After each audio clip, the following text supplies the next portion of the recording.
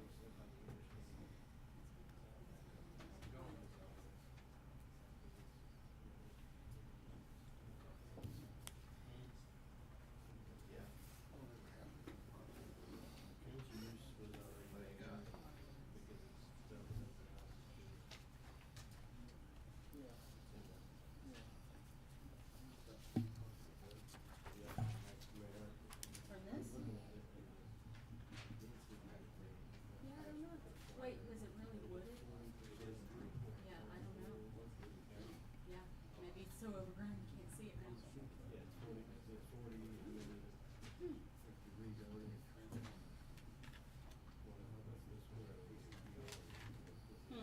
I'd like to call this meeting to order the Kingston Municipal Planning Commission.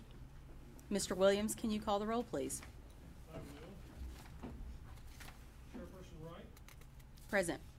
Secretary Fickle, Here. Mayor Neal, Mr. Botkin. Here. Mr. Clifton. Here. Mr. Frog. Here. Mr. Qualls. Here. Mr. Lovin. Here.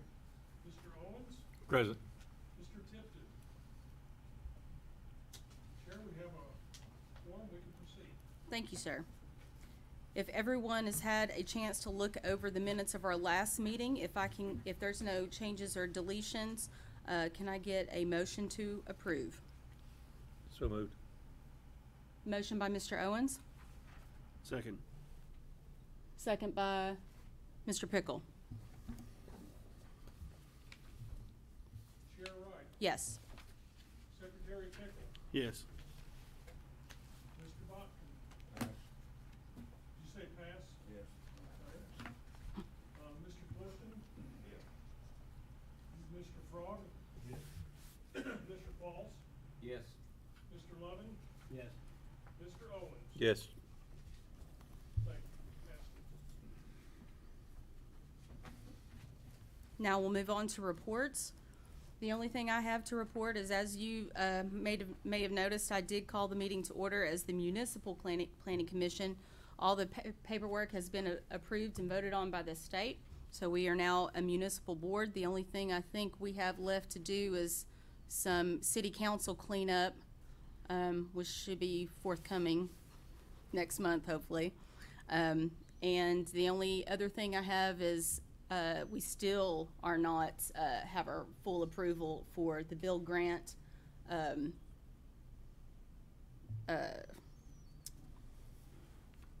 what's the word I'm looking for?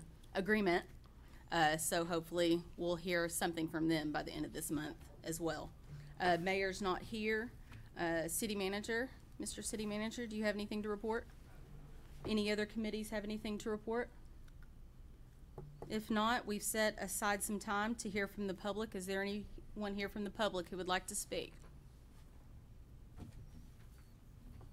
All right, we'll move right on to agenda item number 5, concept plan review, Kingston Point by Kingston Partners. A little bit of cleanup. Please disregard the site plan checklist that was in your packets.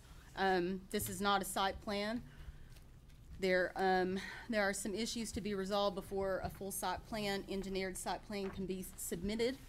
So the purpose of this being on the agenda right now is to have a review to make sure everything that's on this concept plan is allowed in C4 district and allow for the planning commission to make any comments, questions, concerns, improvements to the developers. If Mr. Varney's here, if he wants to come up and introduce himself, and Mr. Jenkins, if you want to as well.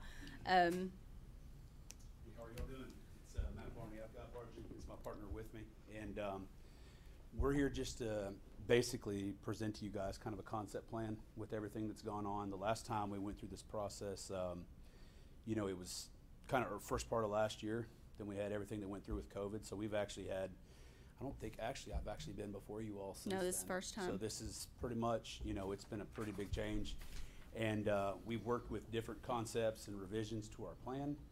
And then as we were kind of going through what's happened with COVID, you know, a lot of things have changed kind of with markets and housing. It's booming.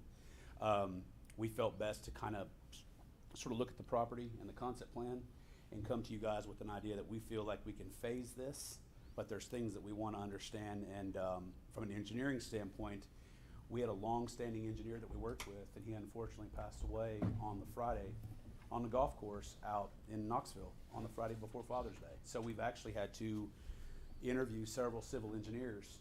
And so part of this now is probably healthy because it's allowing us to understand, like, we have a new civil engineer that we've got to bring into the fold, bring them up to speed on what we're doing here in Kingston. And that's pretty much it. We're here to answer any questions and to kind of present to you guys what we have submitted. I think you all have copies of what we've done. And then Bart, you can add anything else you'd like to. Does anybody have any questions, comments? Is this gonna be coming in as a PUD in C4 or just straight C4?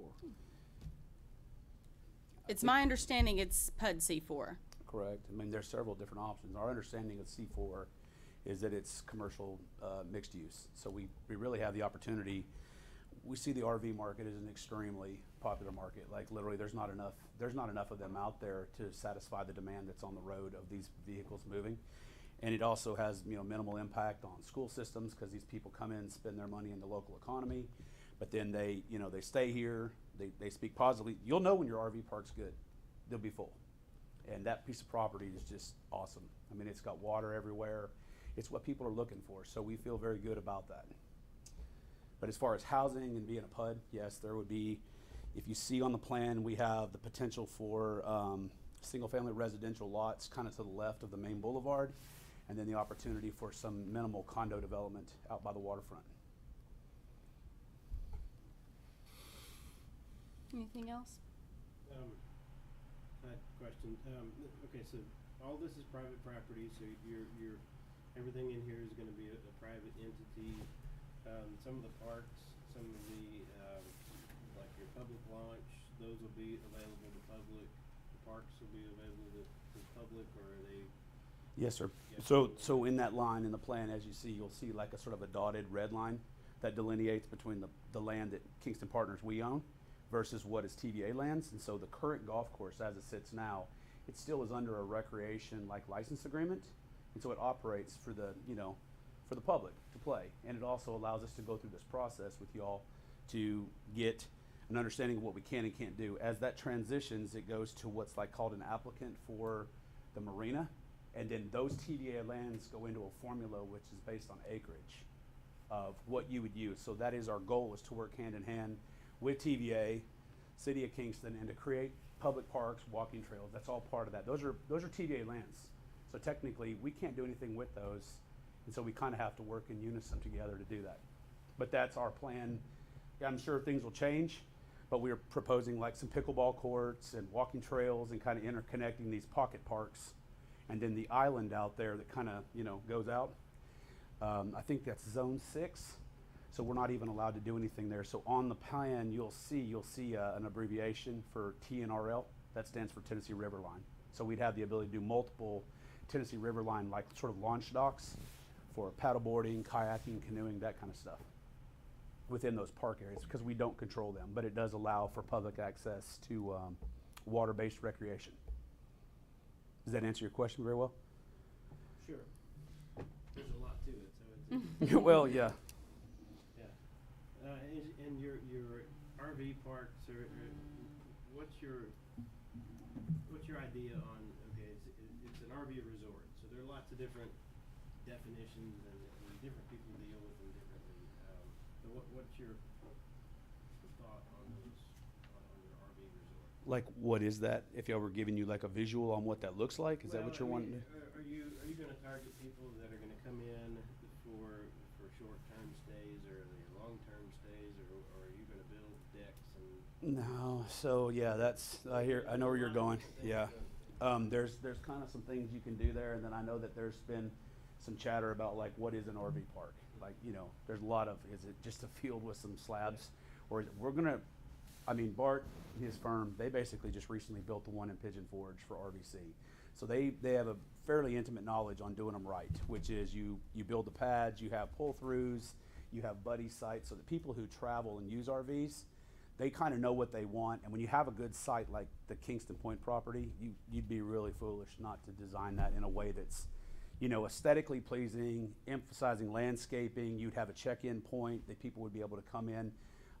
You're kind of referencing some with decks, and what happens generally on those is, you know, they'll pull in a fifth wheel, and there's nothing wrong with having one of those for 6 months in a location. The problem is it becomes almost like a permanent residence, and they can move it over to across the street. Mm-hmm. Our goal is to do something on more of a Class A level where you still have those, but you have like daily sites, weekend sites, weeklies, but to not do that year-long leases. Because if you go to some of those RV parks, you'll go in there in, let's say, the winter, and the nicest ones are empty because they're in Florida.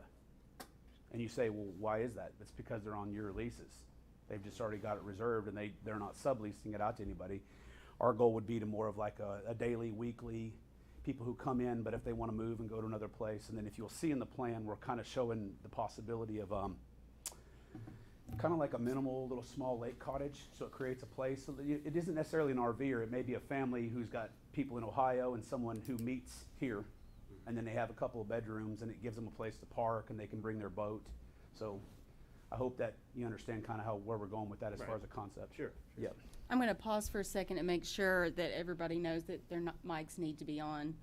This is a live meeting, so we want the public to be able to hear the questions that you all have. So go ahead. Anything else, Wade? There's all kinds of things, but no. probably You sure? not. Yeah. Now's the time. So your RV storage, I noticed there. I know there's campgrounds like, for example, in Myrtle Beach, campers there year round, and they call and say, "Hey, we're coming this week," and they go get their camper out of storage. Is that an idea that you're having? I would tell you that's probably something that's there that, you know, when you're going through a concept plan, what you want to do really is to delineate within the land which areas work best for certain types of development. Clearly, going out there by where the marina would locate, it's in areas that's better water for that type of setting. With the marina, or the RV park, that area where you come in and go to the property, the boat launch, and how it looks down that cove, that area sets down there very well for like being able to do some RV storage. What is that? I would tell you we don't know exactly just yet. But Sure. we know it's through the consultants we talk to and the people they tell us, they said, you want to have this. You know, you also want places to store boat trailers. Right. But we don't want these to be eyesores, and we don't want to have Right. big, tall, 3-story buildings and stuff either. So I mean, I have no doubt that it's going to be a nice upscale RV park. There's no question in my mind about that. it's a great piece of ground. It's awesome. Yeah, it's really good. How many permanent residents are gonna be on there? We don't know yet, sir. I honestly, at this point right now, the RV part is the first, but then we have plans for probably, depending upon the acreage, and you gotta understand, like from a concept plan, you kind of identify sort of a phase 1A, 1B, a marina thing. There's a process with TVA where you go through a submittal application. So it's not guaranteed. You have to go through all the checkpoints and everything they do. And you put all that stuff up there. Then you have areas where this may take off. The market is crazy right now with real estate, and we may have huge demand. I've talked to people in the Kingston market, and they said if we build anything down there under 400,000, it's gone. They just told us that right now. You have no inventory. So, of course, we're going to look at some single-family residential, but it's that sort of harmony, that balance between mixing, RV, single-family residential, condos, the possibility for a restaurant, sort of a river center place where people can, have recreation. But I don't exactly have. The area to the left shows 83 lots. But they could go down in size. You may find that people want cottage homes. We might get 110. And then we may find out that, we do something a little bit different there. But it could possibly be all RV lots. That would be huge. I mean, that would be, we're 172, Bart? 172 on that right side. That's big. You can go up to like Seymour area, come up there. There's a really popular development up there, a place called Anchor Down. Got beautiful views, sits out on the lake. I would consider Kingston Point would run head to head with a place like that because the land is that good. That's 175. And that's the whole entire development that's developed out. So for us to step into something 200, 300 RVs, that's a big operation. That's, the goal for us is to have, as a developer, Bart and I, we would want to have, this is full, that's full, and have a mixed use plan. You understand that? So then people that don't even want to stay there in an RV park could come down there and could go to the park, or they could have their boat, but they could live in 10 Mile. Right. Or they could be in Decatur or Chattanooga. I was just, based on what it said was, residential or RV, so. Our land planners had 83 lots in there, and we did that. We just put it on there and said future development could be RV expansion, but realistically, if we get 172, that's a pretty good sized operation right there. And I think that we've discussed it with our land planners that the main boulevard would create a nice delineation to keep that on that side, and then you can landscape that, and it can kind of, it's not that you want to keep them separate, it's just that, it kind of creates little clusters where the development is happening. And I think that sort of falls within the mixed use plan anyways. Yeah, I believe a couple of years ago, when the first concept was shown to city council, there were houses there, and it was built out to what our subdivision regulations were as far as what the square footage and road frontage and where it was supposed to be. By the time you built the condos, would you be able to promise them one way or the other? Like, would that be RV? Oh, I see what you mean. Like, if you put condos over here, by the time you build the condos, will you be able to delineate one way or the other if it's going to be RVs or residential up next to them? So yeah, so that's a good question. So basically, that land is really from an intrinsic, component. It actually has like over, if you play golf, the 16th hole and 17th holes go kind of down by the waterfront. So from there up to the highest point and then back over to where the RVs would go, there's about 48.5 feet of elevation change. And Tennessee's got lots of rocks and bluff and all that kind of stuff. We haven't found a rock on that property. It's just sort of rolling, but we have that ability. So you could build a 3-story condo building over here where 16 is, and you could build 4 or 5 of them. Have about maybe 75, 90 condos, and you would not see the rooftops of those over here where the RV resort would be because of the elevation change. You'd only be at about 40-foot height at the peak.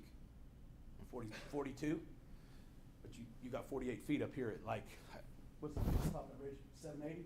Yep. 780? Topo, so you're down to 750.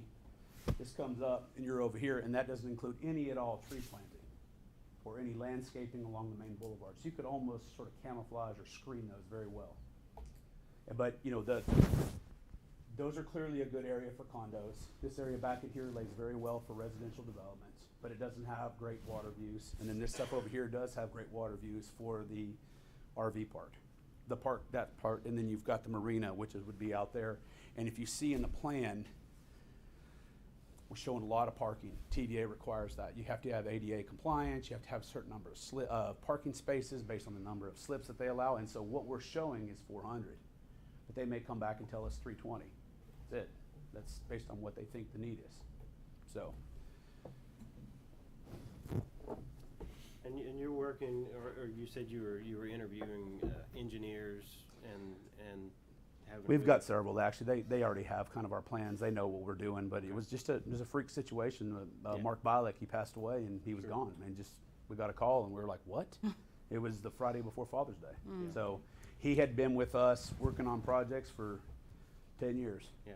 So, now all of a sudden you have to bring someone up to speed, and clearly they either know of this property or we've shared with them, and they're really excited to work on it. We just kind of need to discuss the concept, what you guys like, what you don't like, and then things like utilities, so we have what we need. And there's gonna be some significant engineering for drainage and detention and.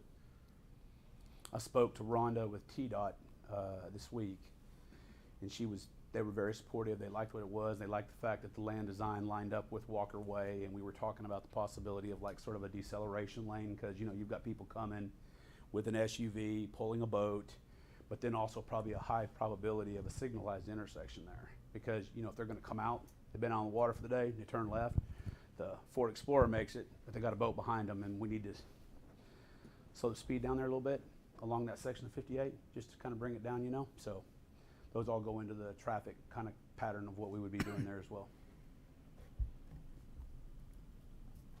What's the current thinking on the sewer issue? We just would like an answer.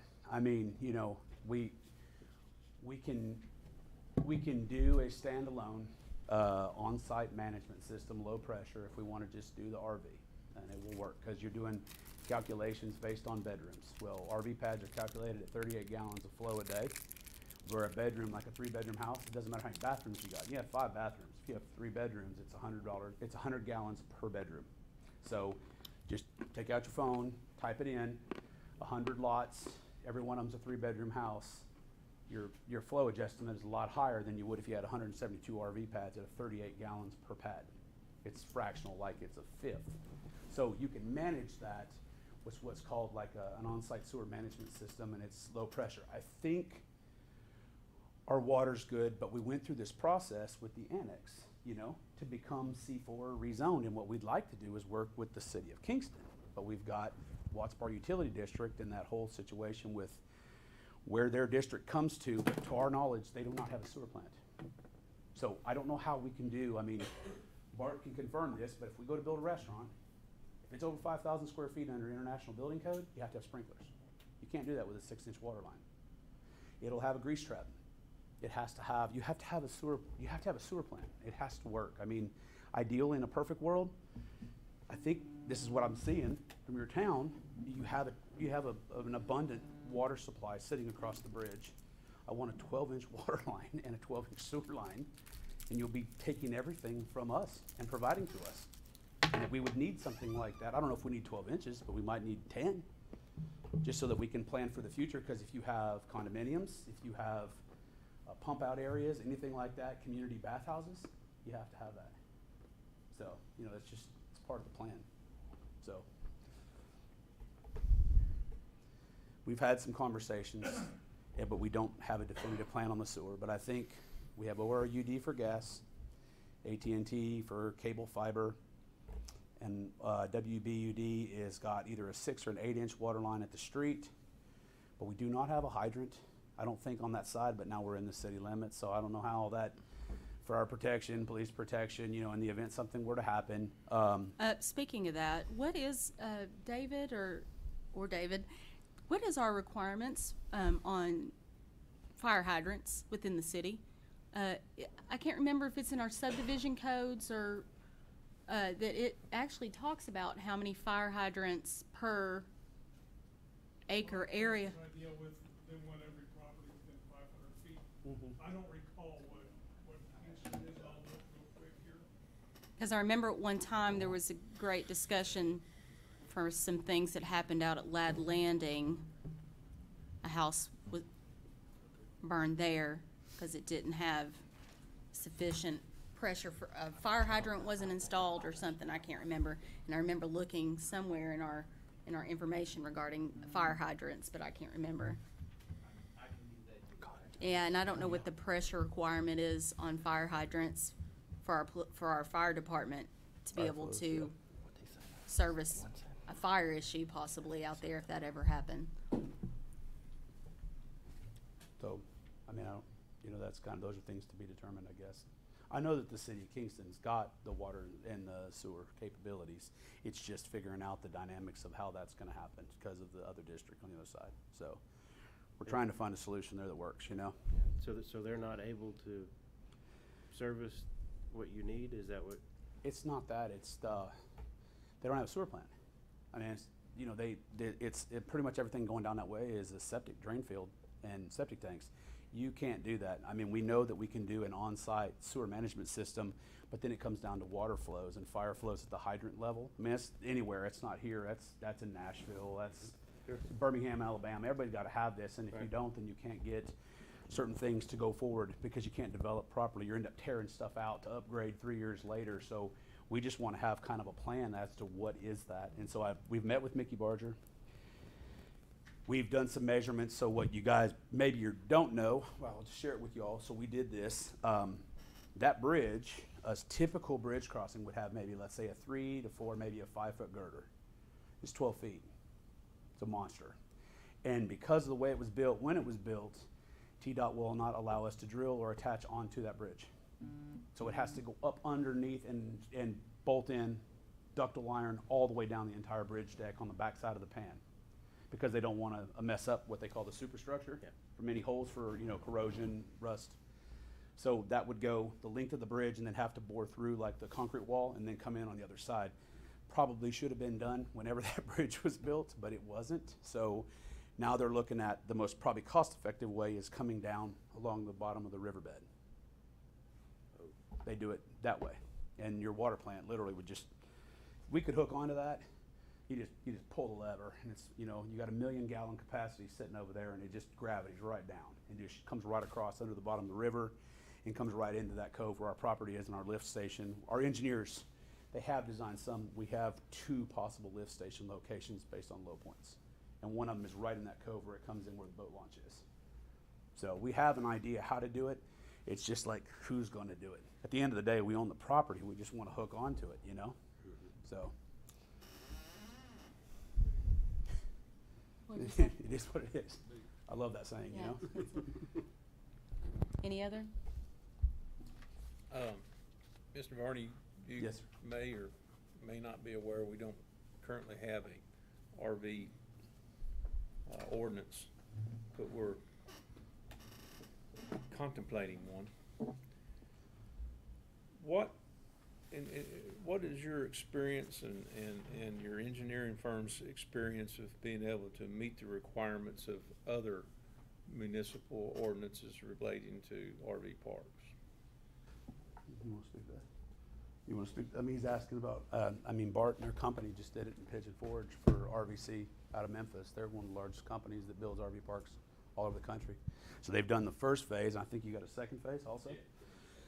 So they're all designed certain sizes, certain depths, you know, sub-ups on the utilities, you know, even things like internet being available. You know, you have to have a clubhouse, you've gotta have a pool, you gotta have bathhouses, there's certain standards, there's grades of roads that you can't go up because they'd be hard for certain RVs to climb. So, I mean, I think we've got that pretty much nailed down. Most of the people we're interviewing or talking to, and I think we've probably selected, they've done half a dozen RV developments already. So everything, I mean, I know this sounds crazy, but there's just not one Lego. There's this size for a fifth wheel, there are these size for pull-throughs, there's these size because, you know, 4 people travel together and they want to double them up. So when their awnings roll out, they're called buddy sites. We have a lot of that, and so that's part of the layout. What you see as a concept and what we'll have final, it might tweak a little bit, you know, based on if they sit this way or if they sit that way, or if they're paired together. So then those people would, they'd have an overnight fee, you know, $149 for a buddy site, and that allows 2 of them to pull in, but then this one's accessible this way so that when they walk out of their awnings roll down, they can share a fire pit. Does that make sense? It does make sense. There was one thing in these proposed ordinances we're looking at that looks like it specifies guest parking at a certain ratio based on how many pads that you have. It looks to me like you've got plenty of parking spots, but they might be tied up with the marina Do they have to be kept separate or for the pad area? We could probably add to that a little bit. Most of the people that are in the RVs, like what I call a Class A, like a motorhome, you know, they get in, people say, oh, you know, we don't want RVs. Listen, these things are $600,000. This is the person has a house in Michigan, they got a place in Florida, and they use this to get back and forth. So you know, they're nice. But then there's people who use a Ram 2500 diesel and they drive from Nebraska and they like the South and they want to come here. Well, they need a place to park the truck. So that's exactly what you're leading to there. The camper is a fifth wheel, but then they need a place because that's where you'll see these parks that aren't very well laid out. They'll have, you know, vehicles parked out in the road or sort of sitting on the grass. That's what we're doing. That's what we're trying to do is from a scale. So you have a certain width of the pad, a depth of the pad, and then a parking area. Yeah, I've seen a lot of RV parks recently where they just make the pad long enough to accommodate whatever you're hauling, whatever and then what your driver is. Yeah. They just And Listen, we're I trying don't to think do there's any things. guarantee, but I'd hate to have a situation where we enact some sort of ordinance after the fact or before the fact and it causes a conflict with what you're doing. Yeah, and I think that's part of the reason why we're trying to get in and get these regulations done. That way he can do his RV park accordingly and not have to go back and make revisions, and also Mr. Brewer on Galahar as well. I mean, there's a lot of there's a lot of different ways you can slice it up. I mean, like I said, you know, there's people who have taken old campgrounds that were campsites, you know, and they had old pad pours that were 24 feet long, and they've now called them RV parks because they're very good business models, you know. And part of what we need some guidance from y'all is that we need to hear to tell them, like, say, hey, you're allowed to do this and you're not allowed to do this, because there's a whole mixed bag. And once you say RV park, you know, it's kind of like a golf course. There's a golf course and there's a nice golf course. There's a big difference between the two. Sure. So we just need some guidance as to what you all are comfortable with, because it is within the city limits. It's not mobile homes. We're not pulling in mobile homes here for a year, then moving them somewhere else. They are truly RVs. People are moving around. And I just think this is a great market for you guys, because you can't stop the momentum that's there. They can't make them fast enough, and they're already sold out just like cars. And you've got all the baby boomers moving around the country wanting to travel, and with COVID, it's the safest way. They spend $60,000, $70,000 to get a new truck, and they just drive around the country. They find a nice place like Kingston here, they'll stay here 6 months and spend their money in your local economy, you know? So for us, we see it as a very big play that we need to go down that path and then try to mix those all together and do it in a way that's very aesthetically pleasing, has landscaping, you know, the soils that we move, do berming so that we plant, you know, and kind of delineate between those areas within the property. So I hope Thanks, that sir. answers your question okay. It did. Mr. Qualls. I had a question about several of these activities that you show here. You have a fuel dock marina, you have a boat service, a restaurant. Are those all going to be owned and operated within an integrated approach with the property, or are they contracted out separately? And specifically, what's the boat service vision? What's that look like? Just probably general maintenance stuff. We're not looking to have big haul out facilities and stuff like that. I mean, we've done a fair amount of market research with Watts Bar. A lot of the boaters that are out here are your pontoon boats to 30 feet or less. You have some Sea Rays, some 50 and 60 foot boats, but a lot of them fall in that recreational class. So, you know, they have oil changes, propeller damage, you know, they have to be pulled out, and that's where we kind of show the little service area. It's not some big rack and stack 4-story building, because we don't want that to happen. It's backing right up to an RV area. So who's doing the maintenance on boats? The owners, or is there a business there No, doing? we've got some people, yeah, and they're Okay. actually, some of them are right here local. They actually do this anyways. They have facilities, and I ask them, if we put something like this in, would you move your business to Kingston Point? Then that way you could service your clientele right at the water, and they were like, yes. Do we know where the closest, does any boaters in the room know where our closest marina is that services boats? Blue Springs. Blue Springs? Wow. Okay. Yeah, that is quite a ways. As far as It restaurants, does service by water. It would be Blue Springs. Okay. as far as like play areas, stuff like that, we're showing pickleball courts. Those are very popular as an alternative to tennis. We'd like to do maybe some kind of a, you know, they kind of have these little exercise, fitness, you know, you can go station to station. Those kind of things are very appealing to people. I mean, if you're going to bring the public in for recreation, you kind of have to give them a mix. Can't just be boats. You got to have kayaks. You got to have paddle boards. That's where that Tennessee River, we want to be a part of that with the Tennessee River line. I mean, very much so, because Ed McAllister, you know this gentleman, River Sports, he wants to be in that river center. That's where he wants to be. They've not really had a chance to do that other than like IAMS. And this gives them a chance to put a River Sports right down at the waterfront and then introduce people. And if you know Ed, he's a great guy, but you'd never realize that, I mean, he kayaks the Mississippi. I mean, he takes a backpack and does it for a straight week. So he lives it and breathes it, and he wants to be a part of what we're doing. Now, So- it's my understanding that part of TVA's consideration for what goes on in this section, it has to be public. Yeah, totally.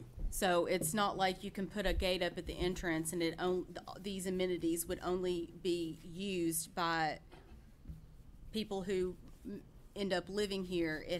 All those amenities have to be open to the public. Answering Mr. Quall's question, so you're good, you're talking about the entity. So just so you're clear, the RV park would be a separate entity. It has to be managed by itself. So there can be no sort of arrangement where you say, hey, if you rent a pad, you get a slip. Don't work like that. TVA makes it very clear that's public. So if you live in Knoxville, you can get a boat slip. You live in Nashville, you can get a boat slip. It operates as a separate entity.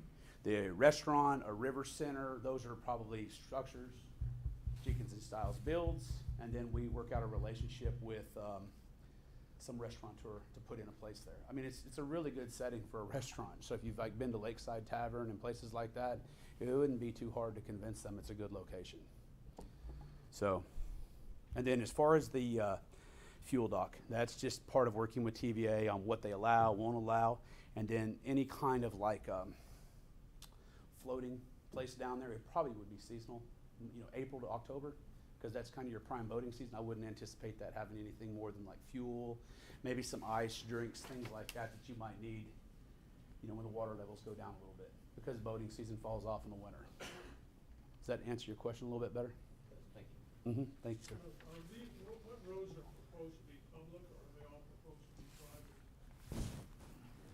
I mean, to be determined, but ideally, I think this, we don't know, because I'd have to check I with wouldn't 911, imagine but this would be proposed to be public, but I was wondering about this one. yeah, this is probably its own entity, because you know, you gotta have insurance and, you know, liability insurance stuff, because this operates as an RV park. Then you've got the marina, and it operates as a separate entity. You'd have a condo association.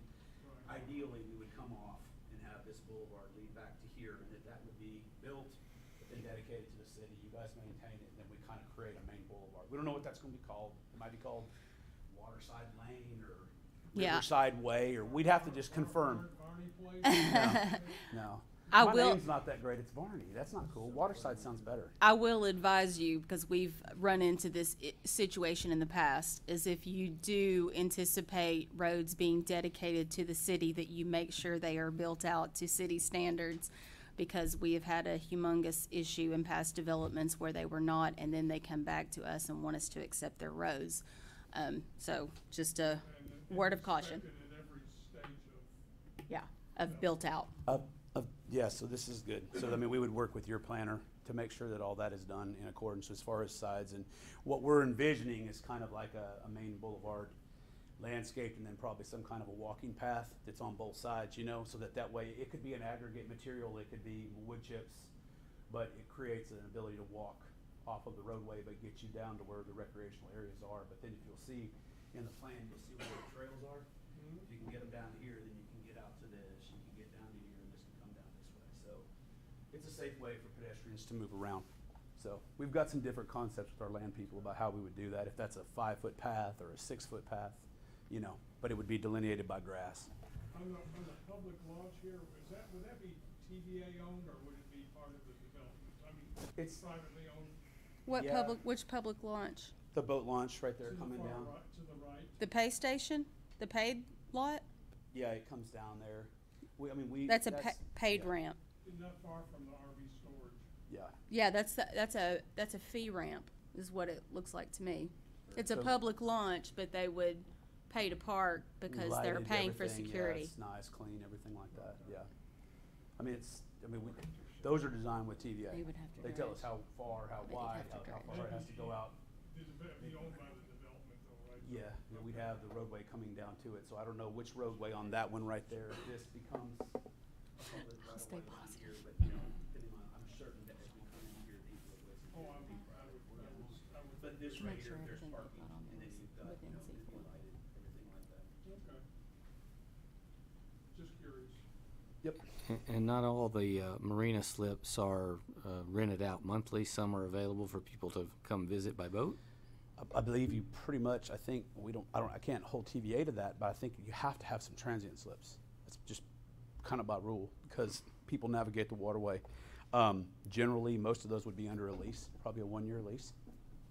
So you can't buy them. We're on TVA land, so you basically build that place, then you manage the leases, and I guess if somebody moves or doesn't want that boat slip there, we think it will be very popular. I mean, for you guys, just because we're looking to spend a lot of money here. This is a big project, and it's got like a 5-10 year window. You're going out building something huge. We've done a lot of research on the RVs, the boat industry, and I mean, if you don't know this, I mean, if you think there's a lot of boats now, we know the people in the industry at Mastercraft, at Malibu, at Cobalt. They're sold out until the third quarter of 2022, right now. You're in August, so that if you want a boat, it's 2023 before you're going to get it now, because you'll get it in the winter, fourth quarter of 2022. They're already sold, and that's in Nashville, that's in Knoxville. Go over here to Bunch Marine. Nothing wrong with their dealership. They look like they don't have any inventory. I mean, that's not going to stop. That's going to continue. And when you talk to them, you say, well, what's that boat coming? 26 foot with a swim platform. Every one of them's on a trailer. Kingston is also in dire need of housing. We have a severe lack of housing. Anything that gets put on the market gets snatched up. We just got notice this week that we are the only city in the area that grew in the entire county, which was good for us. It's disappointing for the rest, but we're running out of places to put people that want to live here. So I look forward to hopefully having more rooftops here, and then also having overnight lodging, which we are sorely lacking for fishing tournaments or race tournaments that are racing events that we have at Southwest Point. Everybody always calls and asks us where to stay. Well, there's only one place, and it's only got 18 rooms. We have another hotel on Galahar, but people want to stay close to their events. So What you're doing prospers all around us every day. Yep. But not at this magnitude in the same location, and I think it's a fantastic idea. Yeah, I mean, truly there's hope. marinas all around us that prosper. There's RV parks all around us that prosper. I've known Bart Jenkins a pretty good while. Our kids played baseball together when they were younger. I mean, I don't know you, but he's not going to do anything if it ain't class act. I'm not worried one bit about what you're doing, man. I hope it's tenfold better than you think it's going to be. Yeah, I truly we're hope that partners. we can work out the utility situation, because I would hate for growth to be stunted for Kingston and Roane County over that issue. Mr. Williams, do we need to vote on this for support, a goodwill, or do we just need to take down the notes? I don't think we're going to vote on this. Concept plan is not really part of the approval process. It's really like a goodwill thing. Okay. That we're in agreement with what's being proposed in general terms.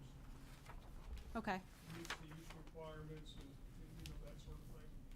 I think that would be appropriate. I think then Mr. Vardy and, Bart, what's your last name? Jenkins. Can feel comfortable going forward. Okay. And they may feel comfortable anyway. Right. Discount that. Okay. Do I have a motion of support for this concept plan? Motion. Motion by Mr. Tipton. Second. Second by Mr. Clifton.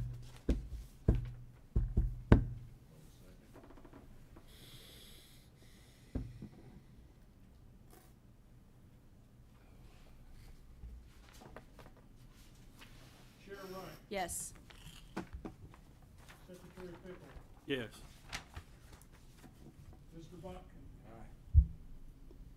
Mr. Clifton, Yes. Mr. Frog, Yes. Mr. Qualls, Yes. Mr. Loving, Yes. Mr. Owens, Yes. Mr. Tipton. Passed unanimously. Mr. Vardy, this will fall within in the zoning ordinance. And, it's a little different than just a straight site plan. We have the Yeah. preliminary site plan requirements and the final. And it's not really a horrible burden, but I mean, Right, I right. follow through with those processes and, I can get you that if you need it, if you already have it, if you don't let us know. We'll get it from you. Is it a book like this, all the regulations, or is it just a subchapter? We'll give you exactly what you need. Maybe That'd be the whole great. thing, or I can get We'll get a copy of it, and then that way we can take it and we'll have it with our engineer. That'd be perfect. Yeah, Mr. Varney, Mr. Williams and also Mr. Kofer, in the county permitting office will be of great assistance to you We'll work moving with you forward. guys on that too, as far as stuff, as far as what we need to do there. Card? What's your construction? Well, it's in phases, so it's in phases. Yeah, he said 5 to 10 years. All right, if there's anything else, we're gonna move on to the other agenda item. I appreciate you coming, and I wish you much success. Thank you all very much for your time. Absolutely, Appreciate it. absolutely. Thank you. I'm David. Well, it's good to meet you. I didn't call on my card. The next item Talked. on the We haven't agenda really met, but we talked. Yes, sir. is Mr. Muncy, Thank you all. Thank you. placing duplexes, apartments at 626 Longville Road. Just trying to change that from R1 to R2. So I've talked to Mr. Pickle. You're wanting to change the zoning of that site? Yes. Yeah, he's wanting to take our temperature as far as rezoning, you know, how we feel about a rezoning. On the surface, you know, it might appear like spot zoning, but the multifamily dwelling that is currently on that property predates being annexed into the city. And so one could argue that it should have been zoned R2 when it was brought in to begin with. And there's also a small R2 district up the street from it. Well, he owns. Oh, okay. Perfect. All right. Any questions? How do we want to approach this? Are we just doing it for discussion? Or do we need to put it on an agenda item for next month to rezone? That's a good question. Well, I think we probably ought to have it on the agenda, or at least to be transparent. Okay. Sure, to make a recommendation that will go to city council. Okay. I put that down, and I really thought we were just gonna be talking about this situation. Right, because I have a question. You don't own the property yet, correct? I will Thursday. You will Thursday? Correct. Okay, so that's appropriate. That's even more appropriate then. Yeah, we couldn't vote on it if he didn't currently own the property. Right, that's why. I didn't know it was gonna be a rezoning issue right away. Okay, I got word from Kelly that he wanted to be on the agenda to discuss perfect. proposed project and situation. Does anybody have any He told me rezoning, I didn't catch it. That's fine. Does anybody have any questions, concerns regarding the possible rezoning of this property? No? Anyone? So if he came next month and asked for rezoning, hopefully we would be all in. One thing we could do to keep this moving. Okay. We could get an ordinance ready for city council, that the state law says that Okay, the planning commission must make a recommendation prior to its adoption, if you feel comfortable doing that. If you don't, I get it, but, you know, it wouldn't. I feel comfortable within it. I feel comfortable with it. It halted if the planning commission said, no, we don't think it's a good idea for these reasons. Right, You know, city council could pull it. I do have a question. So the use is already there, and you're gonna buy it. It's already like it is. So the zone that it is. So what would be your purpose of rezoning? Add more apartments. Add more. Okay. Yeah. How many more do you think you'll be adding? You said we could add 16, is that right? I ran the numbers in terms of the Area? That area means per probably living about unit, 12 and 12 to 16. I forget what that number was, but yeah, 12 it'd to be 16 more units? Several more units. Six.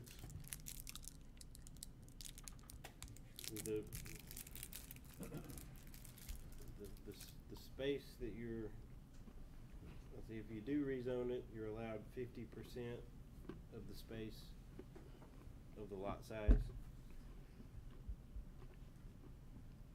Is that a build. question? No, for no, me I or mean, for- that's what the zone says. It's, you're allowed to build up to 50% of the lot size.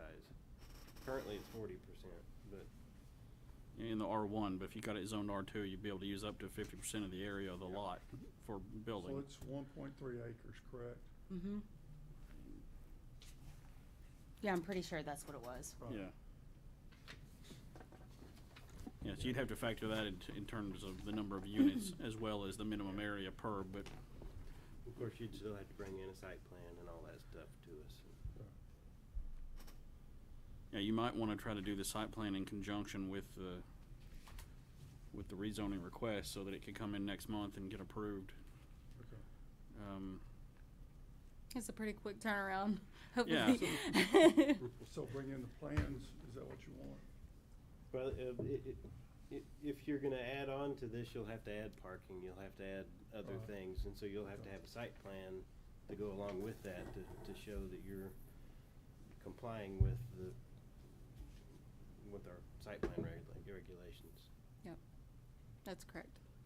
State law says that, for a legal non-conforming use, which this sounds like to me, since it's operating, in the wrong zone, Mm-hmm.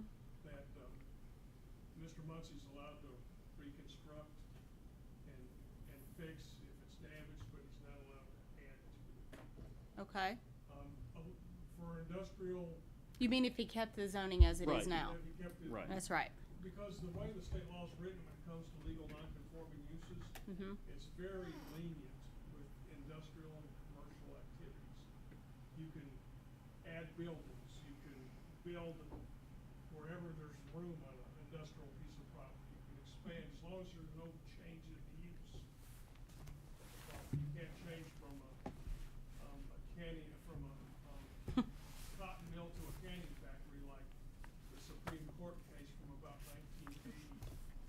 It struck that down to change the use even Right. though we're both industrial. Okay. So anyway, it's to his benefit to get it rezoned so he can do what he needs to do. Perfect. But, So, if it was an industrial use, he'd probably be better off to leave it like it was and he could Right. do whatever he wanted. but it's not, I didn't so say he it won't. was. Well, great. So, we'll have you on the agenda next month, for rezoning, or actually we'll go to council first. You're going to, who writes the, I do, they normally Mr. get Bowling? submitted to, Mr.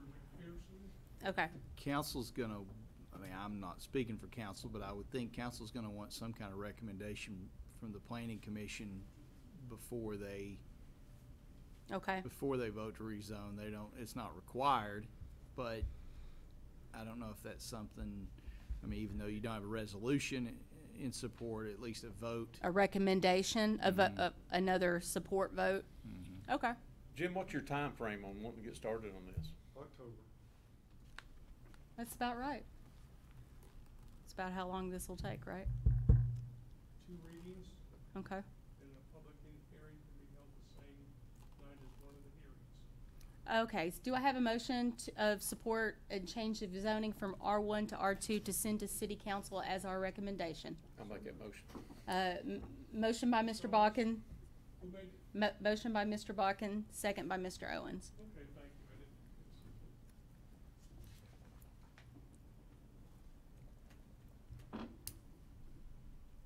didn't. assuming he October just does didn't buy the seem like- property. October doesn't If seem like it a long gets time. closed, if it gets closed on Thursday, correct. Is there anything we can do to expedite, anything more than what we're already doing to expedite this? I don't think so. Go ahead and take the vote, sir. Okay. Chair Wright, Yes. Secretary Pickle, Yes. Mr. Botkin. Mr. Clifton, Yes. Mr. Frog, Yes. Mr. Qualls, Yes. Mr. Lovett, Yes. Mr. Owens, Yes. Mr. Tipton, Yes. unanimous. Thank you, Mr. Muncy. Good luck on Thursday. Mr. Muncy, good luck. Madam Chair, Mr. Muncy, we'll need a letter. Can you get me a letter? I'm Requesting assuming after you zoning? buy it, just Yeah. officially requesting it? Yes. Okay. Thank you, Mr. Bowling. That's why he gets paid the big bucks. Yeah. We're gonna move on to RV zoning. We may not be able to get through all this tonight. I hope we can. If everybody's had a chance to look over these, to give their opinion, things that we need to add, things we need maybe to delete, I'll go ahead and start first.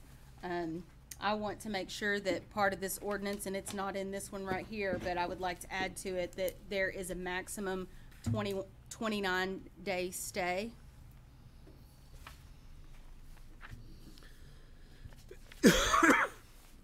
In these RV regulations to prevent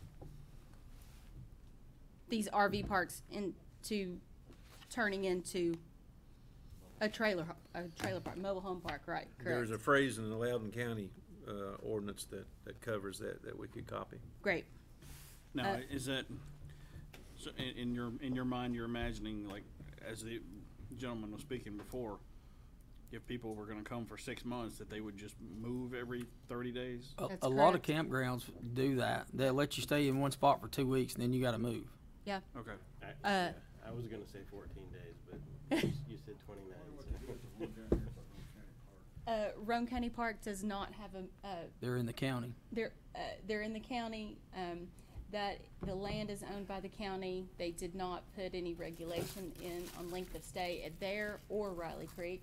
So lots of them are rented indefinitely. And like I was saying the last time we met, I believe the new Rockwood RV Park, they're setting a regulation of 14 days. But I think 29 days is good. Everybody else may think differently.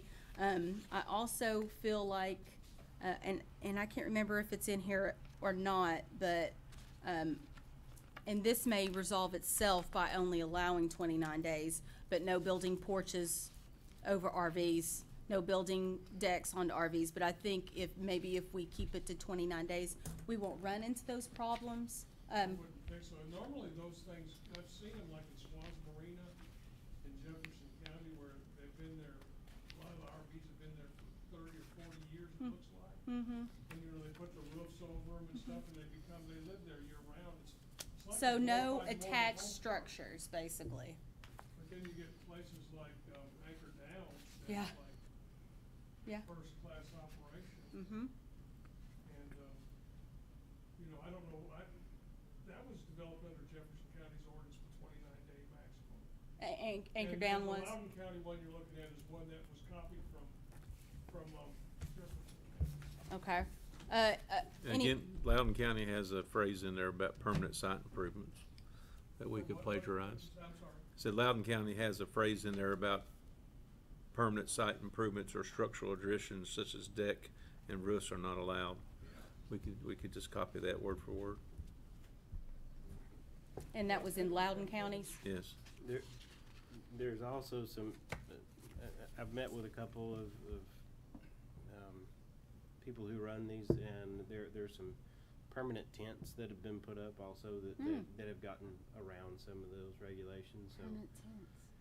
they're, I don't really know how to explain them. They're like pole shelters that have a fabric cover, and it looks like a tent, but So do those parks that you're speaking about, do they allow stays more than 29 days? they do, but they don't allow they don't allow permanent structures, and so these people Oh. have said, okay, we're going to add these tents. They're not permanent. We can take them down. So that's another something that maybe If you add to could, that. maybe, I guess I can Google what you're talking about, because I can't imagine it in my head at the moment. I can ask. That way we know how to word it. Yeah, and I'm doing some work on another campground anyway Oh, good. that we're working on that too, and making sure that none of that happens. So,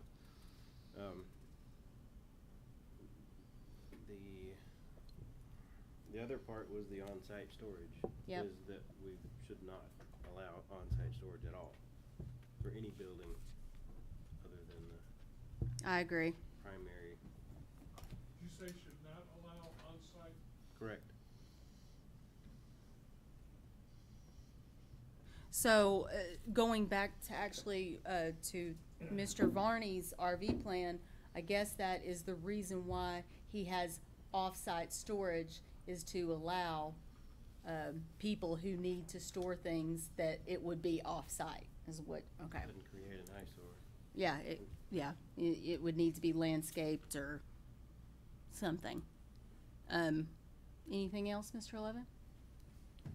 Sure, I'll let somebody else go ahead. I'll chime in a minute. I know last time you had talked about, or somebody mentioned the age of the RV.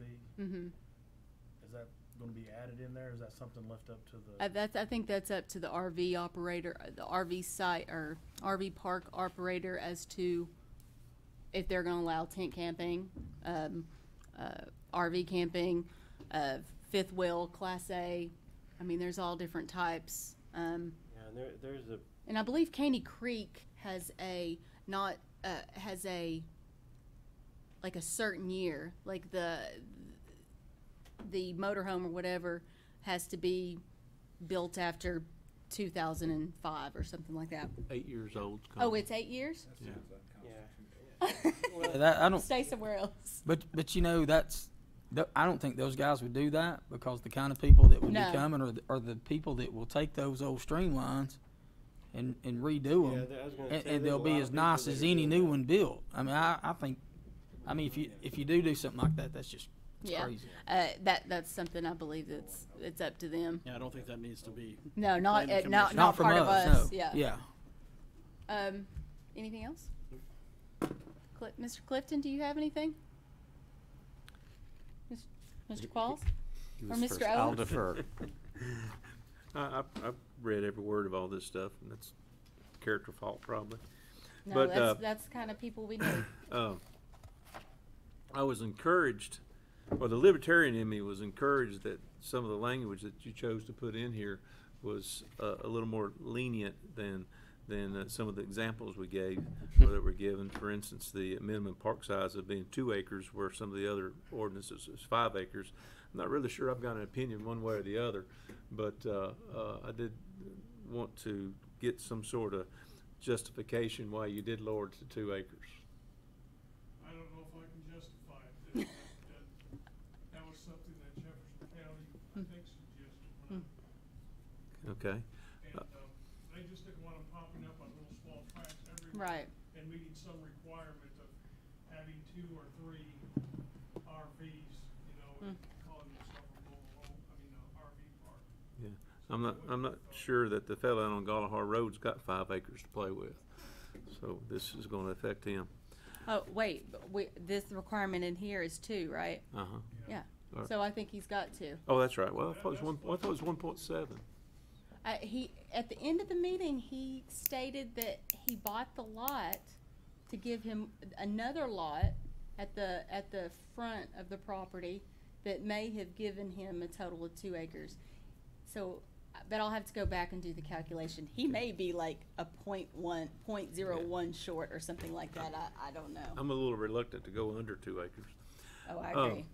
Let's see here, in section 1D, clubhouse, restroom, shower facilities, we're saying in this proposed verbiage, we're saying encouraged. In some of the other ordinances, it's required. Mhm. Yeah. That is a leniency that I think we should I agree with you. discuss. The 2 ordinances you're looking at were both developed from Jefferson County, so went through a lengthy process. Mhm. But one of them was tailored. Bean Station, where I work, adopted the lenient one you're looking at. And Jefferson County's, which is also Loudoun County, is the more strict one. Mhm. So you're looking at one where Bean Station went through the same process you are, Mhm. but didn't want to necessarily require certain things, like they allow the dump stations. Right. I wouldn't want to require, say, a clubhouse. I would want to require restroom, shower, laundry. That's just my opinion. That's my thinking too. And is, you know, if you think about the size of the park, I mean, is there a ratio? Is there one facility per 100 units, or? Right. Because with tents, you have to have, I saw in here it was within 200 feet of the tent sites. And so should there be a bathhouse per 100 sites? Or I feel like I read that it was men, at least one men's restroom and women's restroom per, was it 50 sites? I feel like that was Loudoun County's. I don't know, I got confused reading so many of them. I want to say it was in Loudoun County's. All right, some of the other, one of the other requirements in Loudoun County was, a requirement for either on-site or phone, management contact. Yeah, I believe there are some that say, and this is something we need to put in here too, some ordinances state that there must be someone there 24 hours to run the park. Well, we don't address it at all. Yeah. And I think that, either on-site or phone contact is Yep. appropriate to put into this. When you just from Yeah, it would. from what you see at a lot of places, I mean, I don't know how much camping y'all done. I've done a lot of it. When you ask for that 24-hour on-site person, they're going to be in a camper, and that camper's going to be there year-round. So keep that in mind. I don't think we would require someone to be there 24 hours, just have a 24-hour contact person, because that is a burden to. Well, it'd be for emergencies, Yeah. you know, we need to know if someone or the 911 And the that camper needs to know if they have a bathroom issue or Right. laundry issue or. There's an ordinance in Loudoun that caught my eye, and I'm not really sure whether it's advisable or not, but I want to consider it. No home occupations or commercial activities are be conducted in the RV park by tenants. I think when you get a situation where you have traffic coming in that it doesn't have anything to do with the camping activities, that's something that we ought to discourage. What was the, do you have the ordinance line in Loudoun County? Yes, it's on the very last page, section Q1. Section Q1 regarding occupation. And that goes towards, you know, encouraging people to be there of a transient nature, you know, Right. camping in and out rather than making it possible for people to live there permanently. Meigs County ordinance is a combination of camping and mobile home park, and is considerably, they probably paid more to their lawyers to make it, actually. Their ordinance is pretty thick, actually. But their definition of a buffer has some appeal to me, that allows use of shrubs, or actually requires use of shrubs and other visual breaks. It's in their Article 1 green strip section. Visual buffer. Yeah. Between property lines. And I think we should consider some other. What is the line item on that number on that It's one? Article 1, under definitions of a green strip. Article 1. And the idea here is that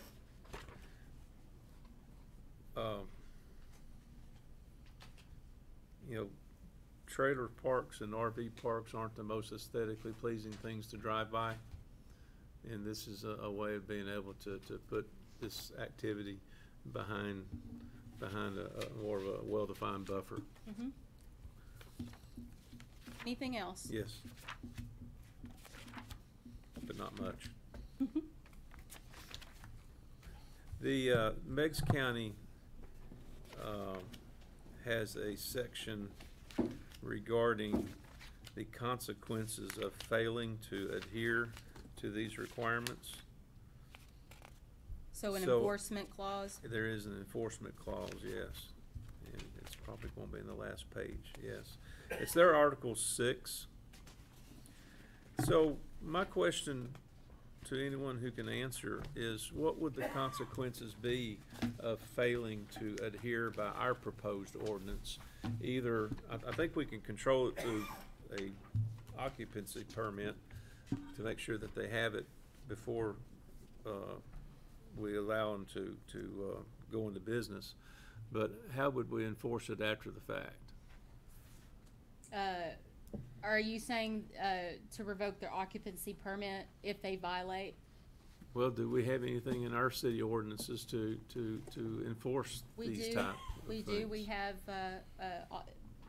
everyone is supposed to abide by our codes. We just, at last week's city council meeting, enacted an appeals board so we could start pursuing some of these issues more,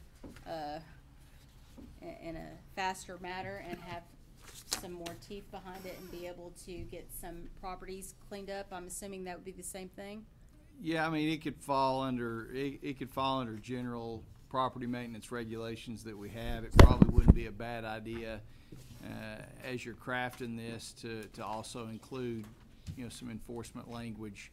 But yeah, it would, we have general ordinances that it would fall under, just like a house that was junked or had other issues, so. Yeah, Mr. Williams, we could probably pull something almost exactly from within our municipal codes that we have as far as. We've got enforcement in the zoning ordinance as it stands now. Yeah, okay, I've not ever held really to deal with it, so I can't quote it. right. But, Yeah, because we had some verbiage that if you're in violation, we give you notice of in violation, you have the right to go in front of the appeals board. Well, our council was working as an appeals board, and that wasn't quite working, so we made the BZA part of the appeals board, so. Historically, BZA was where the complaints went. That's what, yeah, and we've made it clear now that that is the board, and so they don't come in front of council and. Well, I would encourage that whoever puts together the next version of this proposed ordinance to take a look at Meigs County's Article 6 that talks about administration and enforce it, and either make sure that we have a way of being able to enforce this, or add enough verbiage, using this as an example, to make sure that we can make this happen. They also have the section G on, is the grandfather clause to existing parks. Okay, and what is it? Well, it's,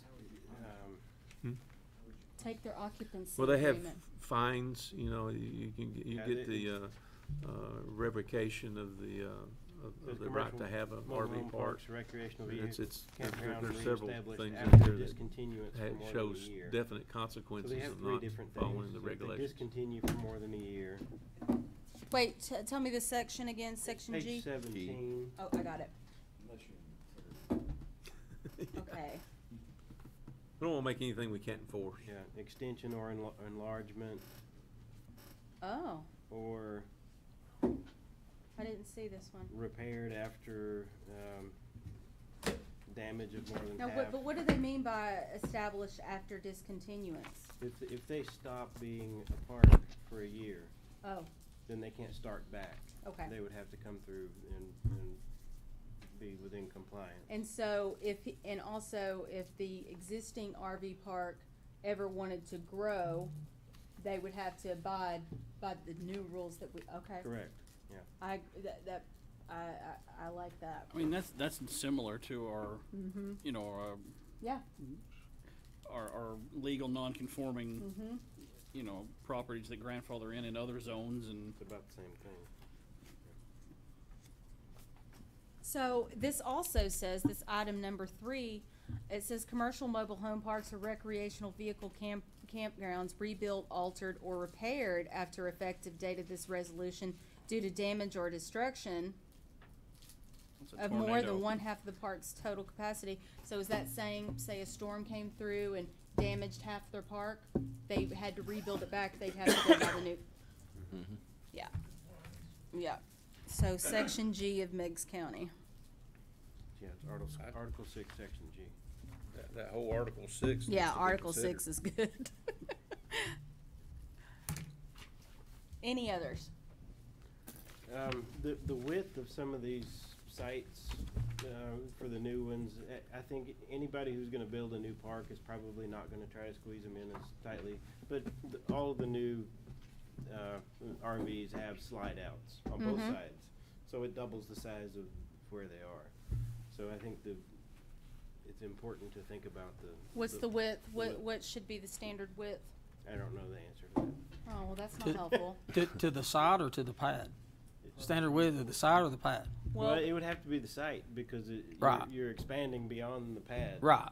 On both sides. So it would have to be a distance between the center of one pad to the center of the next pad. did we discuss being Again. 15 feet between sites?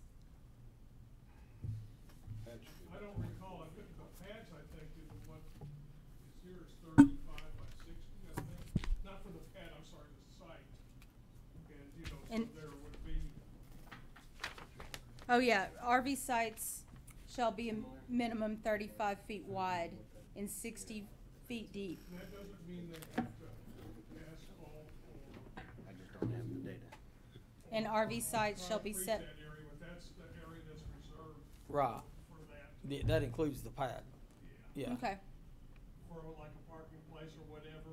for So a car. are you good with the distance? Did you say 15? 35 feet wide.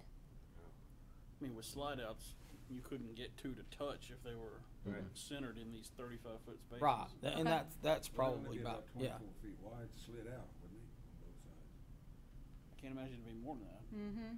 And then the space for the awning and then space to. About RVs. have Well, your- The awning wouldn't come out any further than the slide, would it? Oh, yeah, it will. Yeah, the slide don't come out but about, I mean, Mm. 2 or 3 feet. four or 5 feet tops. But I mean, you gotta, I mean, I think 35 feet would be fine. Oh, Because the okay. pad's gonna be 10 feet, because the camper's 8 feet, Yeah. right? It can't be any wider than 8 feet. And then the slides make it 12, 13 feet max. Mm-hmm. I'd say both slide out, max would be 8 feet out. So the width we have in here covers Well- what we need to do. Should be plenty. Yeah. They're not gonna be touching. Anything else? I think it'd be fine like that, yeah. Well, Any more comments? We're getting into. Okay, design. Mr. Williams, so far I have no on-site storage, 29-day stay. Permanent structure. Permanent structures from Loudoun County's ordinance. We need to find, a section regarding, how many, toilet facilities per however many campsites, so they have sufficient bathroom facilities. On-site management, person on call, but not on site for 24 hours. Loudoun County's Q1 occupation clause, where no one's running businesses out of their campsites. Visual buffers between property lines. Meigs County Article 1 enforcement clause. Article 6 appeals. And another Article 6 Meigs County Section G regarding what we just talked about. Grandfather clause. Yeah, grandfather clause. That was in Article 6, Section G, Meigs County. And I'll work with you on my list and send it to you again, so we have a working, Okay. be able to have a working. One thing that Bean Station just did is they changed their ordinance to allow a business in there as long as it was real minor, like a hot dog stand, or, I'm just throwing that out. You know, like a snow cone place or something where you could buy low order goods, like, I think as long as it's not a tenant, it would not, it would be an individual, they did it to allow an individual, somebody not even really necessarily associated. yeah, I think if our ordinance reads no tenant having occupation there, Right. that would cover. Yeah. I don't know. You just don't want your RV neighbor running an Etsy store out of their mobile. Right, right. I think a hot dog cart would probably fall under whatever food truck regulations we have. We don't have truck regulations. Mr. Bowling, do you have anything to add? I think we covered. So are we saying that the enforcement section is not needed? No, there is, we'll put an enforcement section in there. And that's what I had told Mr. Williams to put in there. We will go through, edit the document, get a copy. Mr. Qualls, did you have something? You're There looking you at go. me I like. knew you'd get around to it. All right, I got 25 things. No, I'm just kidding. All right, so I had a question about primitive camping. It says up here, primitive camping is tent camping on unapproved property lacking potable water, sewer facilities, electricity, and parking. And it says down here, 1A, property used for primitive camping is exempt from these regulations. Mm-hmm. Now, is that supposed to say property used only for primitive camping? Or are we going to have Which primitive? section? On the first page of the ordinance down near the bottom. You're trying to find a loophole where somebody. I would be primitive camping all over the place based on the way this is written, with no regulation, I think. Primitive camping is tent camping on unimproved property lacking potable Yeah. water. Like if you get off an island and, get off in an island and set up camp. But the title of the ordinance is establishing regulations for campgrounds, travel trailers, and recreational vehicles within Kingston. That's under the definition. I think what Yeah, it's Mr. the Qualls definition is, section. what Mr. Qualls is saying that if they allow any primitive camping on the site, then then the whole site is suddenly exempt, Correct. and he doesn't want it to say that. You understand? But it's a definition. It's not a directive. Okay. It's not saying primitive camping is allowed. It's just giving that as a definition of what primitive camping is. But where it primitive says- camping referenced further on? Keep going. Where it says primitive camping, where primitive camping is allowed, they're exempt. So in theory, you could put 10 square feet on the corner of a lot and say this is for primitive camping, and the whole site no longer has to. Right.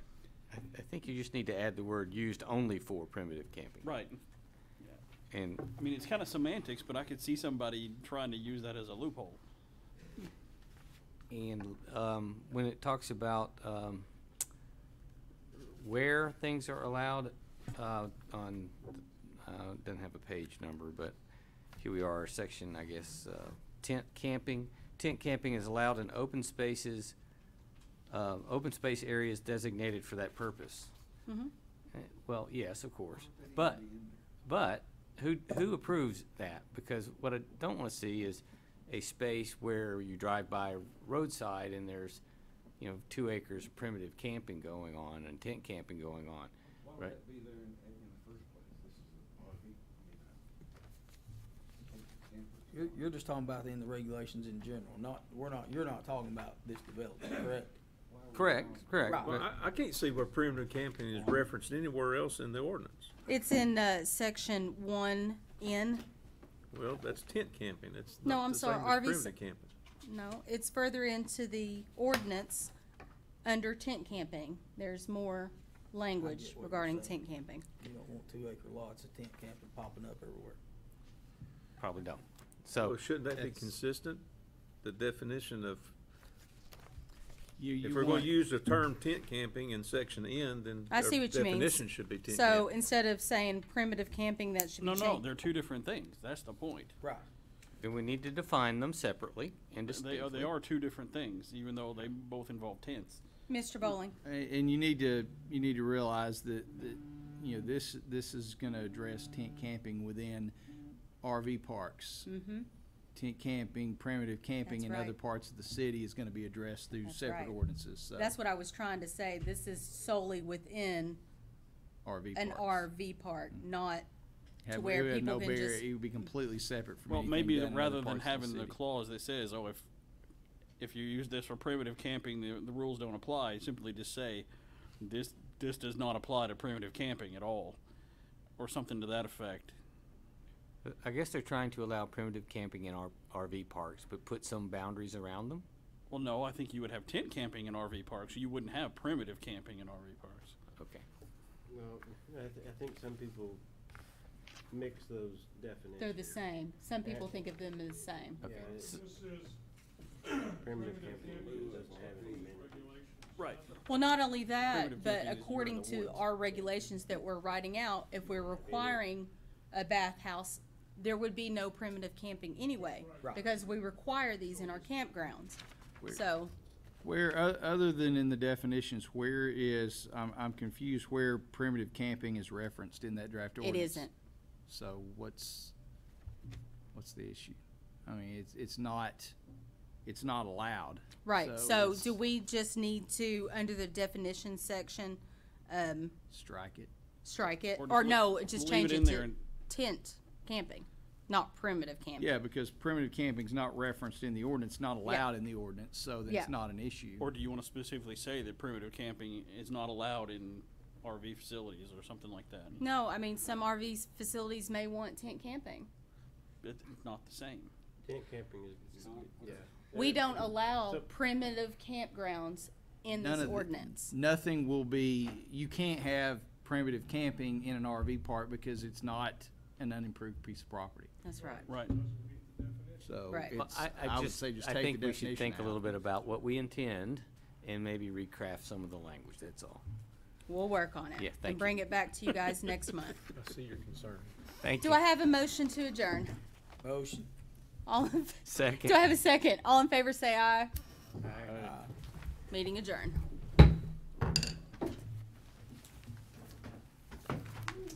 Chris, sorry. Some of my notes on this, if you can read them and care to have them. I do think You building anything? I would. You getting any help? Or you doing it all yourself? Lord Still got all your same people you've been using all these years? She turned this off yet? I mean, you got using all your same contractors you use? Kelly, have you turned this off? I sold a building in May, and I won't get it until October. If I were to order one today, it'd be the third quarter. Are you throwing trash at Kelly? You ought to be ashamed. No, it's to reuse. I'm used to it. Big damn project. Well, I'll give her mine